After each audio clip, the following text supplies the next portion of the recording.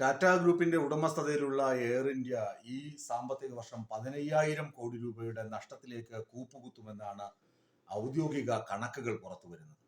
ഇവര് ഏകദേശം 25.1% share Singapore എയർലൈൻസിനുണ്ട്. Vistara ഏറ്റെടുത്തോടുകൂടി അങ്ങനെ ഒരു ഷെയർ ഇവരിൽ ഒരു ഷെയർ വിസ്താരയ്ക്കുമുണ്ട്. അത് അവരുടെയും സാമ്പത്തിക പ്രതിസന്ധിക്ക് കാരണമായി. എന്തൊക്കെയാണ് കാരണങ്ങൾ എന്ന് ചോദിച്ചാൽ, ഒരുവിധം പച്ചപിടിച്ച് വരുന്ന അവസരത്തിലായിരുന്നു അഹമ്മദാബാദിലെ വിമാന ദുരന്തമുണ്ടായതും 240-ലധികം ആളുകൾ അവിടെ ദുരന്തത്തിൽപ്പെട്ട മരിക്കാനിടയാക്കിയതും. അതോടുകൂടി എയർ ഇന്ത്യയുടെ വിശ്വാസ്യത നഷ്ടമായി. ആ വിശ്വാസ്യത തിരിച്ച് പിടിക്കുക, അതുപോലെ തന്നെ ആഭ്യന്തര വിപണിയിലെ വ്യോമ വിപണിയിലെ സമ്മർദ്ദം, മത്സരം, മോണോപ്പൊളി, ഇൻഡിഗോയ്ക്കുണ്ടായിരുന്ന മോണോപ്പൊളി, അതിനെയൊക്കെ മറികടന്ന് മുന്നോട്ട് വരിക എന്ന് പറയുന്നത് എയർ ഇന്ത്യക്ക് വലിയ വെല്ലുവിളിയാണ്.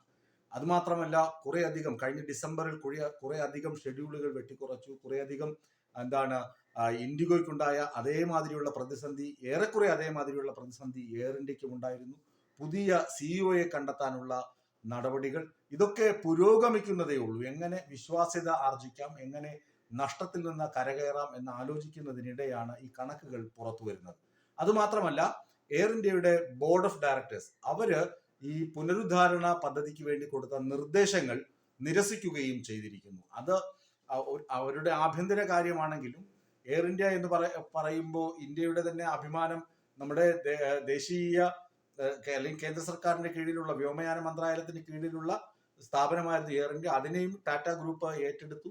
അങ്ങനെ വലിയ ഒരു വളർച്ചയിലേക്ക് കുതിച്ച് കയറേണ്ട സമയത്ത് വളരെ നിരാശാജനകമായ പ്രകടനമാണ് എയർ ഇന്ത്യ കാഴ്ചവെക്കുന്നത്. അവർക്ക് 15,000 കോടി രൂപയുടെ നഷ്ടം എന്ന് പറയുമ്പോൾ, പ്രവർത്തന നഷ്ടം എന്ന് പറയുമ്പോൾ അതിന്റെ വ്യാപ്തി എത്രമാത്രമാണെന്ന് നമുക്ക് മനസ്സിലാക്കും. ഇപ്പൊ തന്നെ പല വിമാന സർവീസുകളും അവർ റദ്ദാക്കുകയോ പുതിയ റൂട്ടുകൾ നിശ്ചയിക്കുകയോ ഒക്കെ ചെയ്യുന്നു. മാത്രമല്ല, ഭൗമ രാഷ്ട്രീയ രംഗത്തുണ്ടായ പ്രതിസന്ധികൾ, പ്രത്യേകിച്ച് ഇന്ത്യ പാകിസ്ഥാൻ സംഘർഷ സമയത്ത് പാകിസ്ഥാൻ അവരുടെ വ്യോമപാത ഇന്ത്യൻ വിമാനങ്ങൾക്ക് തുറന്നു കൊടുക്കുന്നില്ല എന്നൊരവസ്ഥയുണ്ട്.